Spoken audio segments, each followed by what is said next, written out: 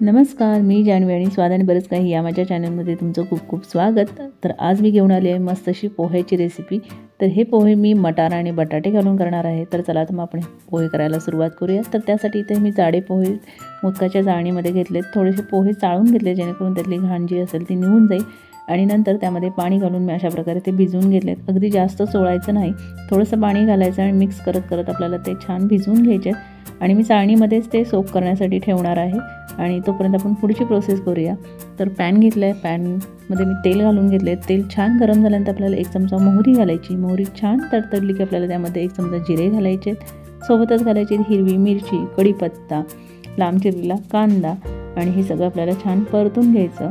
थोडा वेळ छान परतल्यानंतर त्यामध्येच मी हिरवे मटार घातलेले आहेत जे सध्या अवेलेबल आहेत बाजारामध्ये भरपूर प्रमाणात। आणि त्यासोबतच इथे कच्चा बटाटा मी त्याची साल काढून बारीक काप करून घेतले होते ते घालून घेतलेले आहे। छानपैकी आपल्याला परतून घ्यायचं आहे।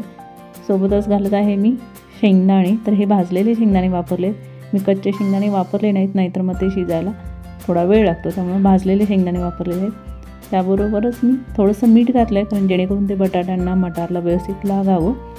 आणि आता एक 5 मिनिटासाठी आपण ते झाकून ठेवणार आहोत। 5 मिनिटानंतर छान परतून झालेले आहेत बटाटे, जवळपास शिजलेले असतात, त्यामुळे छानपैकी परतून घ्यायचं आणि आता आपण पुढची प्रोसेस करायची। तर आता यामध्ये मी घालत आहे पाव चमचा हळद आणि मी पोह्यांमध्ये साखर आणि मीठ घालत आहे। तर साखर घालतानाचा माझा व्हिडिओ स्किप झाला होता। 1 चमचा मी साखर घातली आहे, चवीनुसार मीठ घातलं आहे, छानपैकी मिक्स केलं आणि हे पोहे आपल्याला याच्यावर घालून घ्यायचे। वरून कोथिंबीर घातली आणि सगळं आपल्याला मस्तपैकी मिक्स करायचं आहे। हवे असेल तर तुम्ही एक वाफही आणू शकता, परंतु मी 2 ते 3 मिनटं परतले आहेत आणि आता मी सर्व करत आहे।